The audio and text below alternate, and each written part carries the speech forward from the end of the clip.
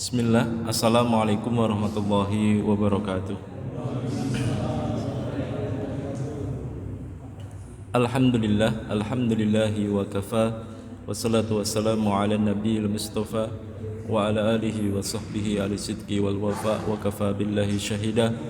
Asyhadu an la ilaha illallah wahdahu la syarika lah wa asyhadu anna Muhammadan abduhu wa rasuluh la nabiyya wa la rasula ba'dah. Allahumma sholli ala Muhammad wa ala alihi wa sahbihi wa man tabi'ahum bi ihsanin ila yaumiddin. Qala Allah ta'ala a'udzu billahi minasyaitonir rajim. Ya ayyuhalladzina amanu taqullaha haqqa tuqatih wa la tamutunna illa wa antum muslimun.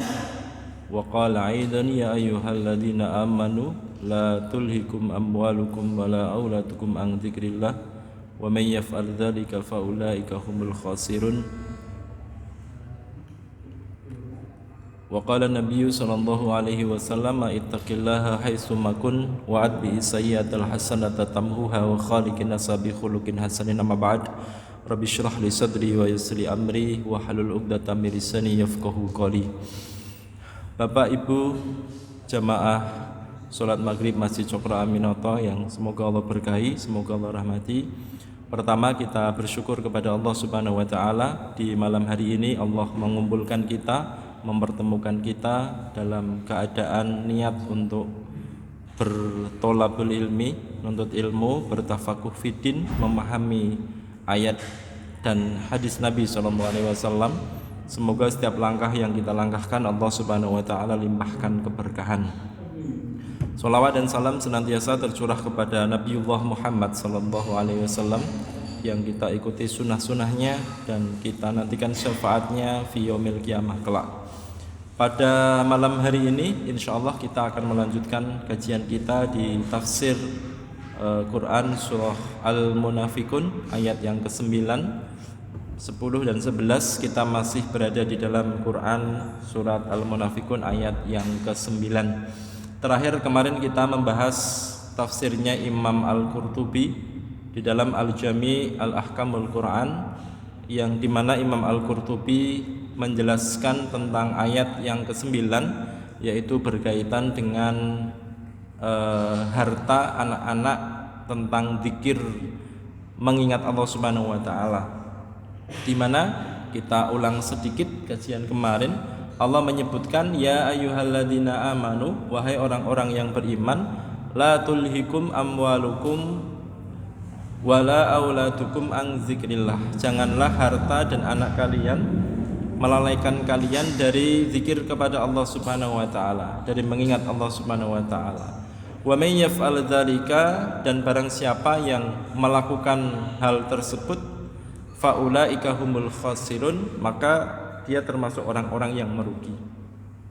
Di sini disampaikan hadzarul mu'minina akhlaqal munafikin. Allah Subhanahu wa taala mengingatkan kepada orang-orang beriman terhadap akhlaknya orang-orang munafik. Ya, terhadap akhlaknya orang-orang munafik, di mana orang-orang munafik itu mereka melalaikan dan melupakan ang zikrillah, tentang mengingat Allah ini, yang nanti Imam Al-Qurtubi menyebutkan ada 5 poin ya. Insyaallah kemarin sudah kita bahas, nanti kita sedikit untuk mengulang kembali. Ya, Allah mengingatkan kepada orang-orang beriman tentang akhlak, kebiasaan orang-orang munafik. Atau la tastaghilu bi amwalikum kama fa'alal munafikun. Janganlah kalian menyibukkan diri kalian dengan harta, pekerjaan, dengan dunia, sebagaimana fa'alal munafikun, yang biasa dikerjakan oleh orang-orang munafik. Idz qalu lisyuhi bi amwalihim, yang dimana mereka mengatakan kepada orang-orang beriman, la tunfiqu ala man inda Rasulillah. Jangan kalian infakkan harta kalian untuk di jalan dakwah Nabi sallallahu alaihi wasallam. Ini perkataan orang-orang munafik, yang dimana Imam Al-Qurtubi menjelaskan makna dari an zikrillah itu ada 5 poin. Yang pertama adalah anil haji waz zakah, yaitu kaitan dengan haji dan zakat. Jadi la tulhikum amwalukum wala auladukum anil haji wa zakah. Janganlah harta dan anak-anak kalian melalaikan kalian untuk mengingat Allah, yaitu melakukan kewajibannya berupa haji dan umrah. Wakila, dan ada yang berpendapat ang zikrillah di sini adalah an qiraatil Quran, yaitu membaca Al-Quran. Kemarin sudah kita bahas ya, membaca Al-Quran. Membaca Al-Quran ini bagian dari ibadah kita kepada Allah Subhanahu wa taala, dan ini merupakan sesuatu yang sangat penting. Ya, sangat penting sekali. Orang-orang yang kemudian dulu pernah saya sampaikan beberapa kali, beberapa kesempatan, kalau kita hari ini merasa bebannya terlalu berat, bebannya berat begitu, ya, atau banyak tanggungan yang kemudian memberatkan hati dan pikiran kita, maka salah satu solusinya adalah memperbanyak tilawatul Quran. Ya, memperbanyak tilawatul Quran. Kalau hari ini kita bebannya berat, maka satu hari satu juz, minimal satu hari satu juz. Kalau hari ini kok bebannya lebih berat dari yang kemarin, berarti satu hari 2 juz. Kok tambah berat, Pak? Tambah satu hari 3 juz. Semakin berat 5 juz, Pak, satu hari. Ya. Ini keterangan para ulama. Jadi kalau pingin hidup kita itu ringan, salah satunya adalah dengan senantiasa melazimi tilawatul Quran, membaca Al-Quran. Ya, membaca Al-Quran penting. Nah, di sini, Pak, apa sih yang menyebabkan orang lalai dari membaca Al-Quran? Kata Allah Subhanahu wa taala mengingatkan orang-orang beriman, itu adalah amwal dan aulad. Ya, rata-rata amwal itu harta, dan aulad itu anak-anak. Kita sibuk dengan mencari kerja, mencari uang, mencari rezeki. Ya, kadang lupa, Pak, membaca Qur'annya enggak sempat. Ya, giliran ada kesempatan untuk membaca Al-Qur'an begitu, waktunya sudah tinggal sisa-sisa tenaga. Sehingga ketika membaca Al-Qur'an langsung ngantuk. Ya, matanya langsung gini, capek habis kerja seharian. Ya, maka kita harus punya waktu khusus untuk membaca Al-Qur'an, di mana waktu khusus ini, Pak, tidak boleh diganggu gugat. Ya, misalkan waktu khusus untuk membaca Al-Qur'an wajib satu hari, misalkan ba'da sholat subuh. Maka waktu ba'da sholat subuh ini tidak boleh diganggu gugat, Pak. Nanti kalau ada saudara-saudara pengen ngajak, ayo rombongan kondangan begitu, tidak bisa. Ini jadwalnya Al-Quran, gitu, Pak. Kalau kemudian kok kita ada kesibukan lain, kita pindah kesibukan lain, berarti nanti Al-Quran ini jadi nomor 2. Ya, Al-Quran jadi nomor 2. Dan biasanya kalau sudah jadi nomor 2, dia akan terabaikan. Akhirnya pertama izin uzur, gara-gara ada yang ngajak kondangan di pagi hari, jenengan uzur. Akhirnya besok diganti, habis diganti besoknya lagi ternyata ada acara yang lain. Ya, habis itu kita lupa dengan pekerjaan-pekerjaan kita yang banyak. Habis itu kita lalai untuk membaca Al-Quran. Makanya Allah ingatkan salah satunya wakila an qiraatil Quran. Jadi orang-orang lalai untuk ang zikrillah di sini adalah untuk membaca Al-Quran. Wakila an idamatiz zikri. Imam Al-Qurtubi juga menyebutkan melazimi zikir. Ya, zikir pagi, zikir sore, tidak sempat zikir pagi, zikir sore. Kenapa? Sibuk. Ya, disibukkan dengan pekerjaan, disibukkan dengan lain sebagainya. Ini penting untuk kemudian kita coba bersama. Wakila anis salawatil khamsa. Ada yang mengatakan, kata Imam Al-Qurtubi, ang zikrillah di sini adalah sholat 5 waktu. Berarti sholat 5 waktu, ya, subuh sampai isya. Ya. Jadi makna dari ang zikrillah di sini adalah sholat 5 waktu. Betapa banyak sekarang hari ini yang kemudian dengan pekerjaan tadi dia lalai sholat 5 waktunya. Ya, entah itu ketinggalan, ya, entah itu lewat waktunya. Ya, karena kesibukan yang bersifat duniawi. Ya, makanya Allah ingatkan kepada kita agar kita tidak mengikuti sifat orang-orang munafik, yaitu melalaikan kewajiban-kewajiban. Yang terakhir jami'ul faraid. Ya, yang terakhir adalah seluruh apa yang diwajibkan oleh Allah dan Rasulnya, termasuk berbakti kepada kedua orang tua, termasuk untuk kemudian membayar zakat dan lain sebagainya. Berarti 1, 2, 3, 4 ini disebutkan di angka yang terakhir, yaitu seluruh kewajiban ya, kewajiban kepada Allah Subhanahu wa taala. Ini makna dari ang-dzikrillah. Di kesempatan hari ini kita akan sedikit mengupas yang berwarna merah ini, Pak. Asyuh namanya. Lisyuhi bi amwa syuh ya, asyuh bukan Pak ya, asyuh ya. Kita akan bahas itu sedikit. Maka kita kalau membahas itu akan ketemu dengan al-bukhl atau al-bukhlu. Al-bukhlu itu bakhil. Kalau asyuh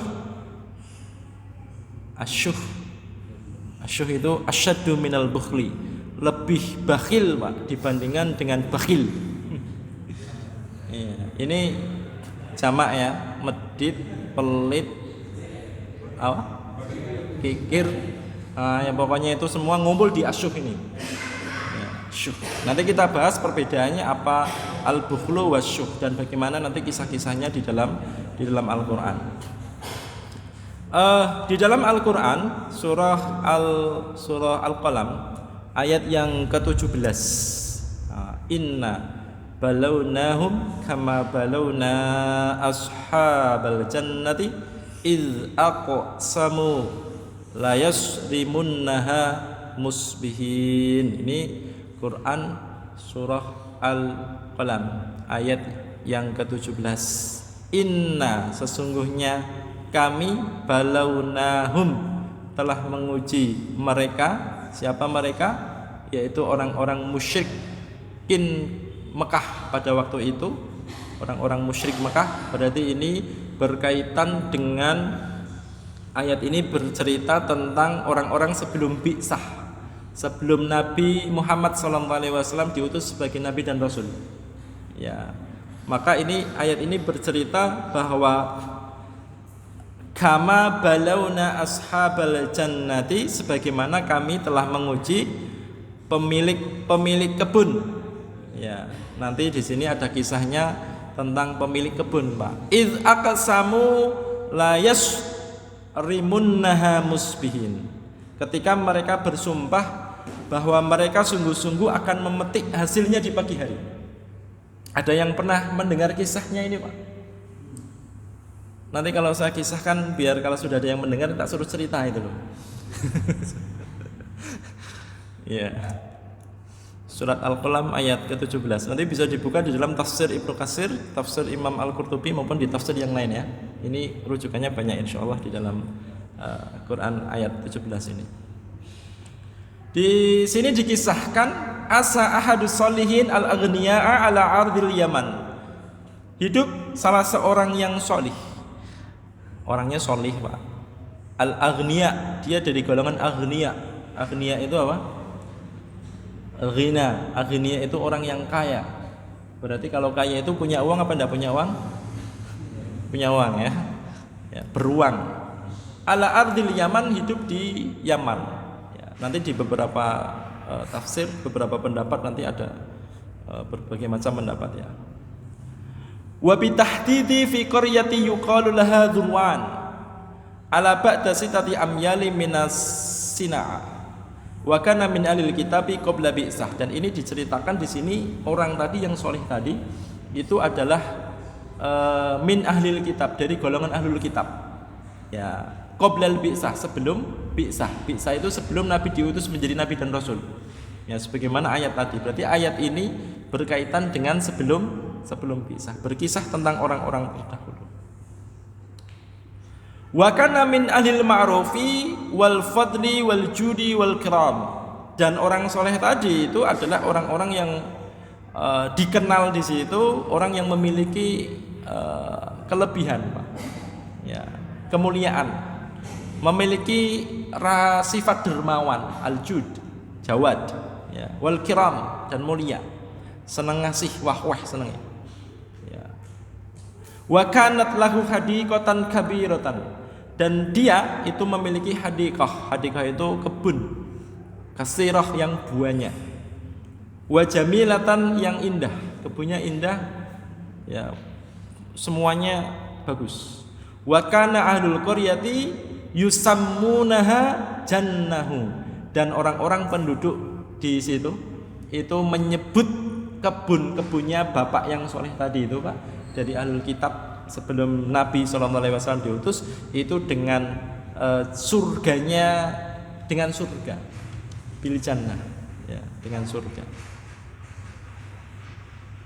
Wahiyya haqqan tashabbahu jannata min jannatillah. Dan ini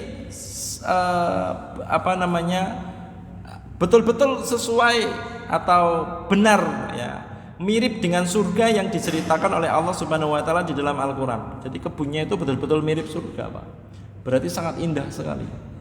Ya, walaupun surga itu belum pernah di mata, di indera oleh kita, bahkan kepikiran belum ada. Tapi kalau disebutkan tentang sifat-sifat, ciri-ciri tentang jannah begitu, nah kebunnya bapak yang soleh ini masuk ke dalam kategori itu. Makanya penduduk warga situ menyebut itu surganya jannahnya si orang soleh tadi. Wa kana yasiru fiha siratan hasanatan, ya. Fakana ya'khudhu minha yuradu fiha ma tahtaju ilai ay min zar'iha wa yadkhiru li iyalihi kutal am wa yatasaddaqu bil baqi min zar'iha. Dan ini orangnya sangat dermawan, Pak. Dia setiap kali panen itu, Pak, dia menyisihkan sebagian panenannya itu untuk orang-orang fakir dan miskin. Ya, untuk orang-orang fakir dan miskin. Maka ini sesuai yang dulu pernah saya ceritakan itu, yang ada seorang saudagar pedagang, yang pedagang ini kemudian membagi hasilnya menjadi 3 bagian, sepertiga untuk dia makan, sepertiga untuk modal, dan sepertiganya lagi untuk disedekahkan. Ya, kita punya masukan 100 juta atau 90 juta plus yang 30 juta untuk kebutuhan sehari-hari makan keluarga, yang 30 juta untuk modal kembali, yang 30 juta untuk disedekahkan. Konsepnya begitu, Pak, orang ini. Ya, konsepnya begitu. Kalau hasil kita 1 juta berarti 900. Sekarang UMR-nya berapa, Pak? Di Matang 2 juta. 2 juta 100, Pak. 2 juta 100 bagi 3 berapa, Pak, dapatnya? 700 ribu untuk makan, 700 ribu untuk modal, 700 ribu disedekahkan, Pak. Berani, Pak, gitu, Pak? Mesti jenengan akan berpikir, lah yang UMR aja masih kurang, Ustaz, gitu ya. Iya enggak? Enggak. Oh ya, Masya Allah. Iya, yang UMR aja masih kurang itu kan, buat belanja ini kurang. Nah, kita coba pakai trik ini, Pak. Ya, coba pakai konsepnya ini. Ya, kalau kita belum mencoba kan belum ini, Pak, ya. Belum tahu kan? Kita hanya mengangan saja, Pak. Padahal sama, Pak, seperti orang ini. Orang ini yang diceritakan oleh Allah dalam Al-Quran surat Al-Qalam ayat 17, 18 sampai 20 nanti, itu sama. Dia menghitung dengan akal pikiran dia. Ya, nanti dikisahkan di akhirnya itu. Menghitung dengan akal pikiran dia. Kalau kita kumpulkan sekian, maka kita akan kaya. Kalau kita kumpulkan sekian, kita akan tambah kaya. Hitungan akalnya begitu. Tapi nanti realitas dari kisahnya pemilik kebun ini, Pak, jauh berbeda. Maka kita perlu untuk menghitung, Pak. Ya, coba konsep ini kita terapkan dalam kehidupan nyata, terus kemudian kita nanti menghitung. Ya, nanti kita menghitung. Kalau kemudian kita menghitung begitu, Pak, sebenarnya kadang ada satu keluarga itu tidak cukup sebenarnya, Pak. Ya. 2.100.000 anaknya 5 cukup enggak? 2.100.000 anaknya 5, Pak.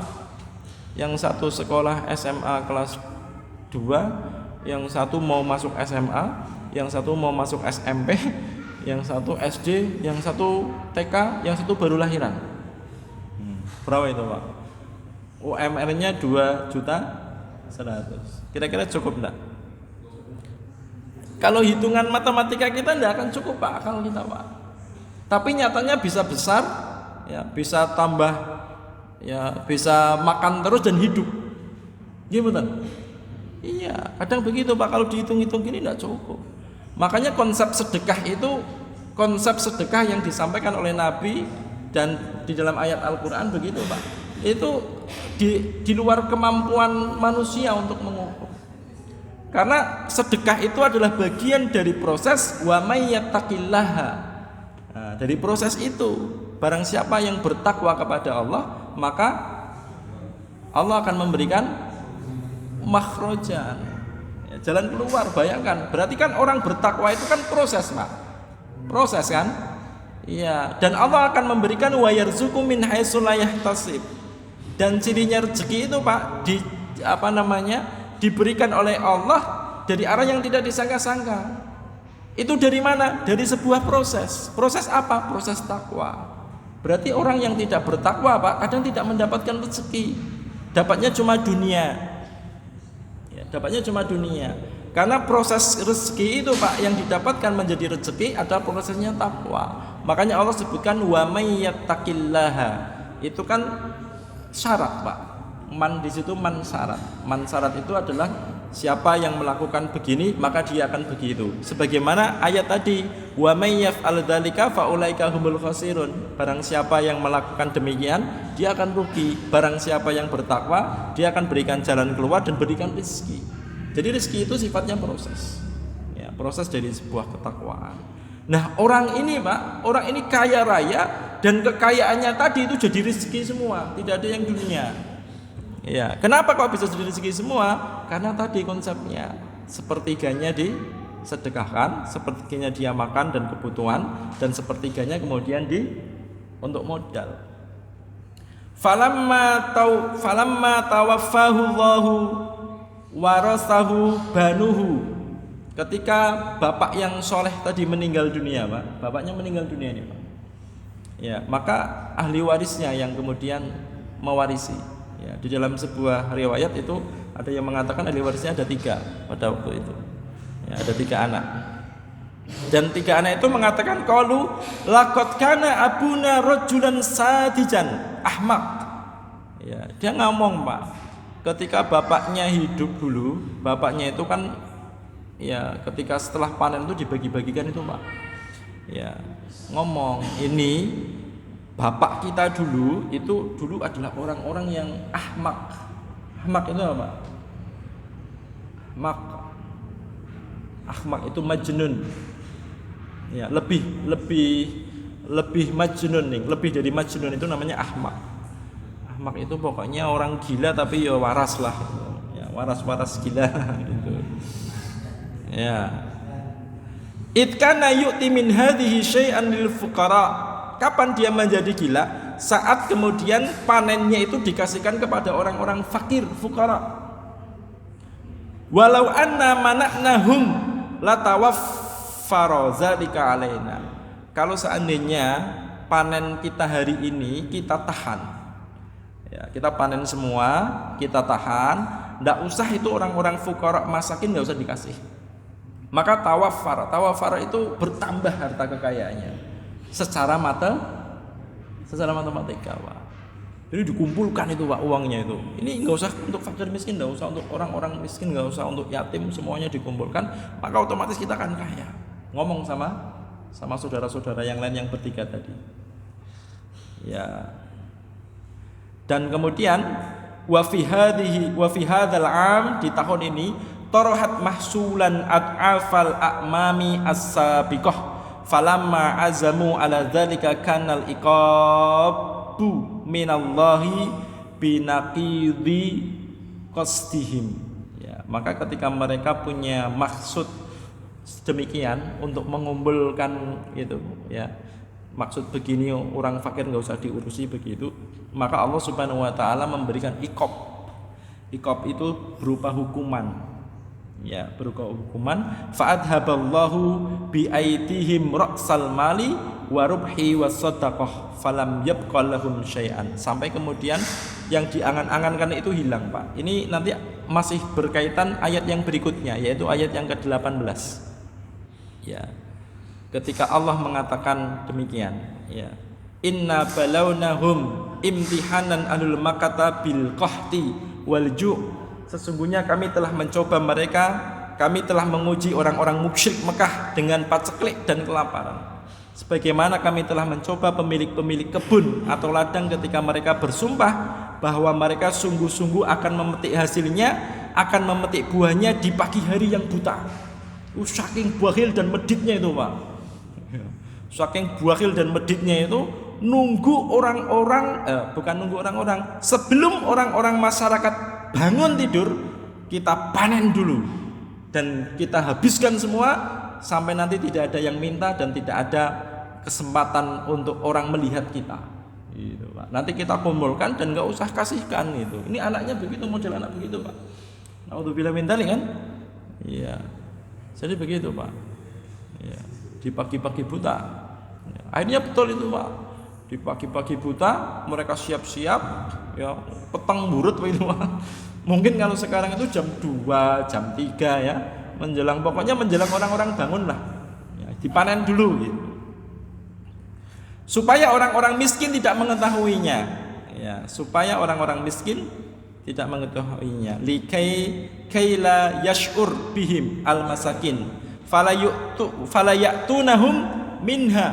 Ya, maka kita tidak akan memberikan kepadanya makana abuhum yatasaddaqu bihi alaihim minha.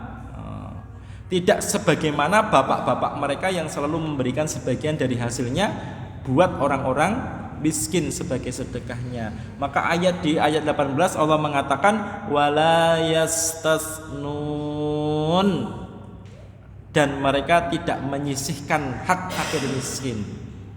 Ya, ini langsung diingatkan oleh Allah. Jadi tidak menyisihkan hak dari fakir, wala yastasnun. Maknanya apa? Wala yastasnuna fi yaminihim bi syai'atillahi ta'ala wal jumlata musta'anifah ay wa sya'nuhum dzalika. Dan mereka tidak mengecualikan di dalam sumpah mereka itu kepada kehendak Allah. Ayat ini merupakan jumlah istinaf atau kalimat permulaan, Pak, yakni kelakuan mereka seperti itu. Mereka tidak pernah menggantungkan sumpahnya itu kepada kehendak Allah Ta'ala. Saat mereka ngomong begini, Pak, malamnya rembugan 3 orang, rembugan mau manen besok di pagi-pagi hari, udah kita besok panen pagi-pagi hari. Mereka dengan keyakinan akal mereka, hitungan akal mereka betul-betul yakin, dan mereka tidak menggantungkan itu kepada Allah Subhanahu wa taala dengan mengucapkan insya Allah. Maka penting itu, Pak, kata-kata insya Allah itu, Pak. Tapi insya Allah ini jangan jadi senjata. Mampir ya insya Allah gitu kan. Mampir ya insya Allah itu. Boleh nggak itu, Pak? Jika saat menghendaki Allah, jika Allah menghendaki artinya apa? Ya. Sudah paham belum, Pak? Insya Allah. Nah, kan nggak nyambung, Pak. Ya kan? Ya. Bapak-bapak sudah paham? Insya Allah Ustaz, gitu kan? Berarti jika Allah menghendaki Ustaz, gitu kan? Iya. Kadang kita salah penempatan, Pak. Ya, sebagaimana kita salah menempatkan antara subhanallah dan masya Allah, gitu kan? Kapan nyebut masya Allah, kapan menyebut subhanallah, itu kadang kita kebalik-balik, Pak. Lihat pemandangan indah, wah kebesaran Allah, nyebutnya apa, Pak? Hah? Ayo, subhanallah, masya Allah. Jangan sampai kebalik-balik, Pak. Ya, masya Allah. Ya, kadang kita kebalik-balik, Pak. Ini juga penting, Pak. Nah, ini anak 3 tadi, Pak, yang diceritakan ini, dia tidak menggantungkan itu kepada Allah Subhanahu wa taala. Ya. Sumpahnya itu kepada kehendak Allah Ta'ala, tidak digantungkan, Pak. Fa'asbahat kassarim, kata Allah di dalam ayat yang ke-19 dan 20, maka jadilah kebun itu hitam seperti malam yang gelap gulita. Ya.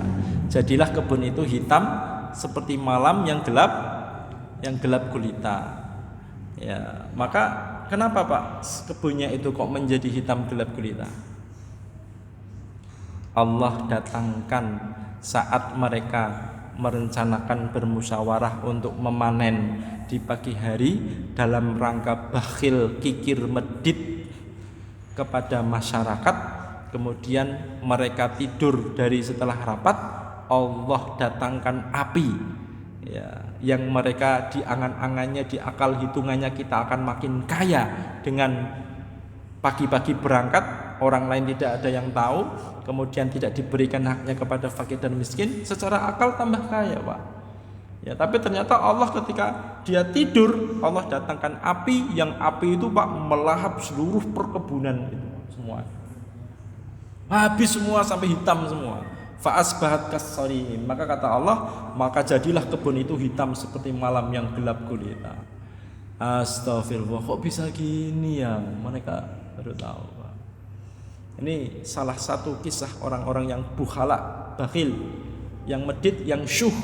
Ya, nanti kita bahas perbedaan apa sih al-bukhlu wasyuh.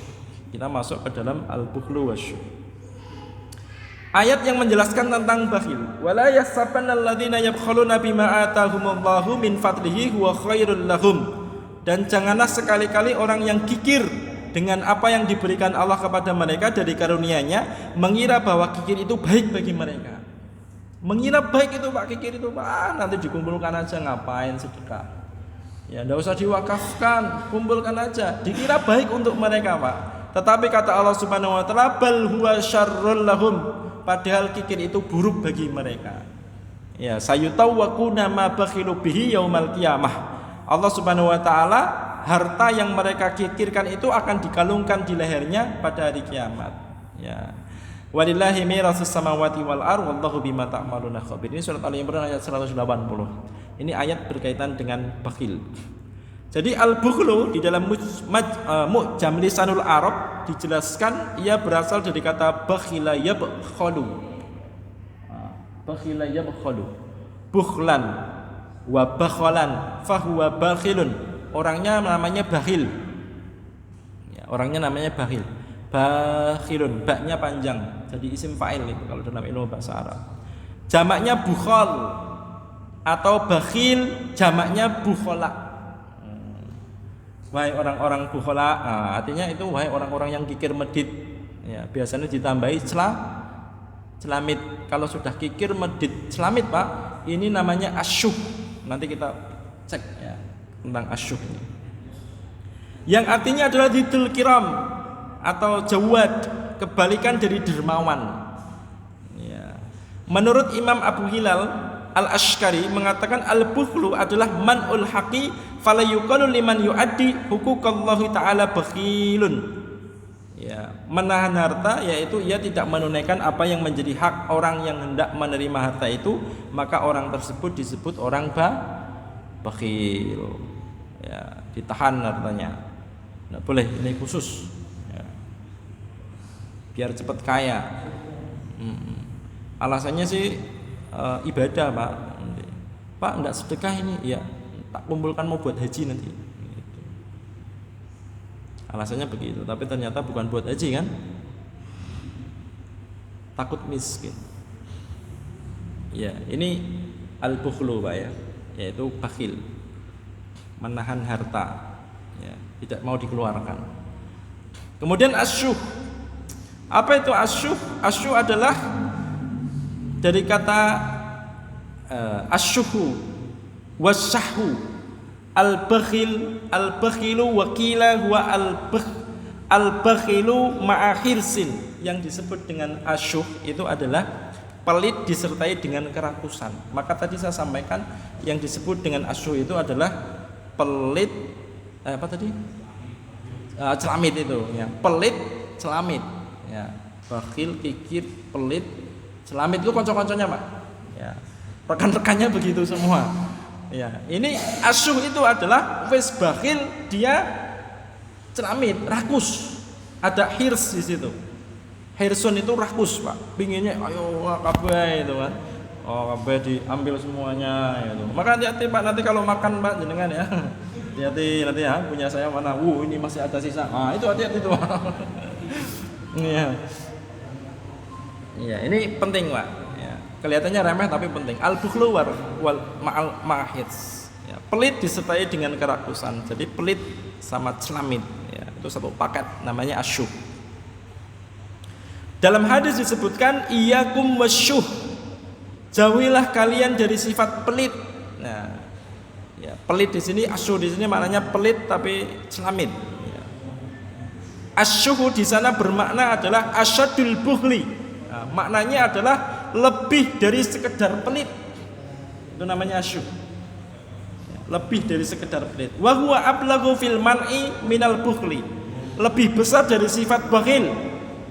Ini dalam masalah harta. Ya, dalam masalah harta. Maka penting banget itu kita untuk mengetahui ini.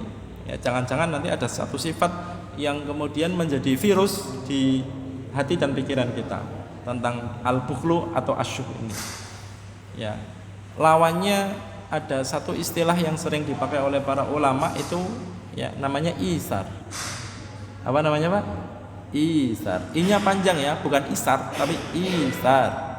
Isar. Apa itu isar? Isar. Apa itu isar? Isar itu mendahulukan orang lain dalam urusan dunia.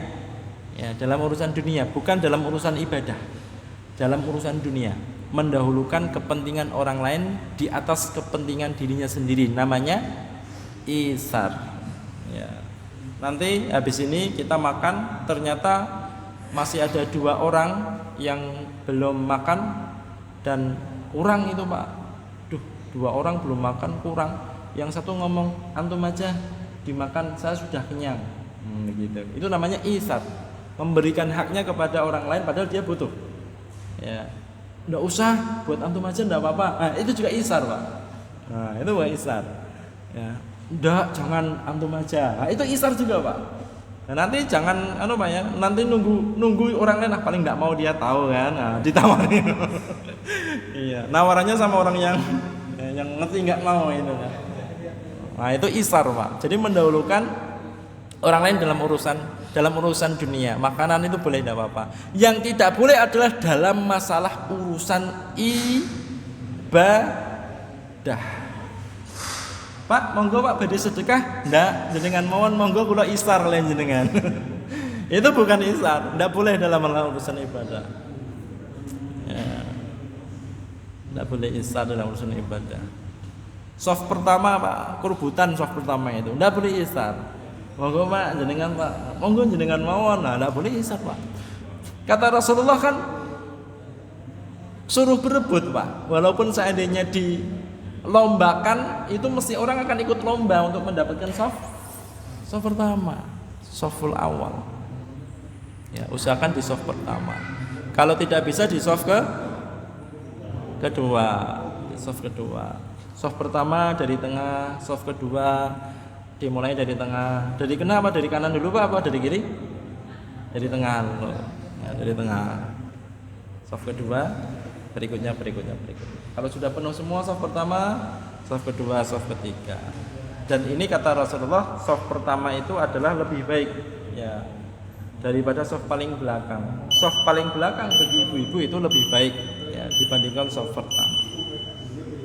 Waktunya sudah habis, dibatasi oleh waktu. Kita sampai asyuh. Jadi yang dimaksud dengan asyuh di sini perbedaannya dengan dengan bakhil itu adalah asyuh itu lebih ini ya lebih daripada bakhil biasa karena disertai dengan tamak hits. Demikian yang dapat kami sampaikan, semoga bermanfaat untuk kita semua.